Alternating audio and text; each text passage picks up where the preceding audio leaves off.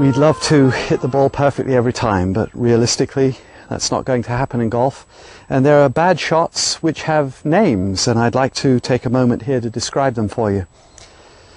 The one that we're probably most fearful of is slicing, because it's certainly the most natural thing for a human body to do, since we naturally find ourselves sweeping around the undercurve of the eye.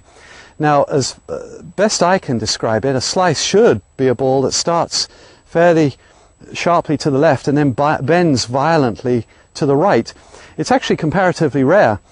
The one that people call a slice is the one that starts to the right, sometimes quite well hit, rather high, and bends further that way, particularly if there's some wind to augment it. That is actually a push. Anything that goes straight to the right is a push, with a fade or a slice attached to the end of it. That's quite commonly what people do. A slice itself, a frank slice, would be a ball that starts left and bends to the right. Quite a useful shot on occasion if you have to go around an obstacle, and quite a different shot in some regards.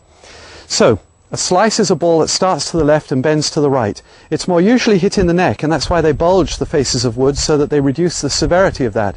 If you're hitting the ball in the neck and the club face is bulged that way, it reduces the side spin slightly so that you bend it less severely to the right.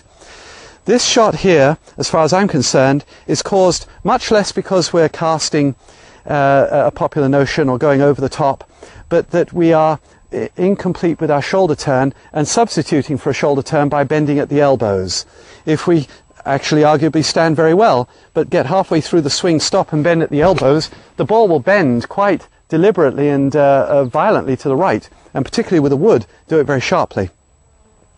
If we, by contrast, hit a hook, this is a ball that starts to the right and bends quite violently to the left. It's more characteristic of a strong golfer, because somebody making the error that leads to a hook who is not strong will tend to just push the ball straight to the right. They're swinging rather too elaborately from in to out, and they don't have the strength to force the ball around. Those who do suffer from a hook. It's not uncommon that champion golfers at one point or another, as they were learning their game, had to learn how to solve a hook.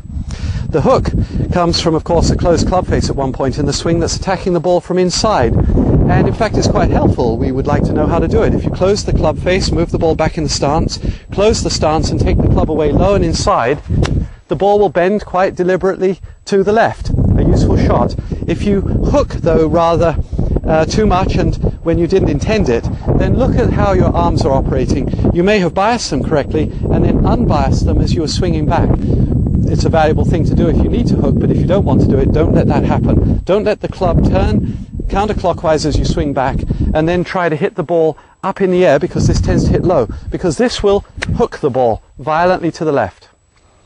Now, a subtle bend to the left is called a draw, and a draw, as you'll hear in other clips here, is something I advocate. A ball that has a slight bend to the left is a badge of quality, and we like it. It is, I think, the starting point for effectiveness in golf. Now, there are certainly many champions who hit what is called a fade. This is a ball that bends subtly to the right, and there have been many champions in the game who did that brilliantly well. That ball is hit on purpose. It climbs higher. It perhaps loses a yard or two of distance, perhaps as much as half a club of power, but it does stop on the green with great effectiveness. And so golfers with power could choose to hit a fade knowing that they'd be able to reach the green and yet know that it would stop on the green. Particularly the major championships were often played on greens that are quite fast and difficult to stay on, and that higher ball that turned to the right slightly would stop on the green just a little more easily. Now, the remaining shots that we suffer from in golf are to hit fat, where we hit the ground before the ball, or to, usually compensation for that, top the ball with the edge of the club and have it go very, very low, or in fact have us shank the ball, which has the ball colliding with not the face of the club but the hosel of the club and bouncing obliquely and low and to the right for a right-handed golfer. These are the bad shots in golf, and you'll find in our video collection some more detailed explanation for each of them, and what I hope you'll find is the solution as well.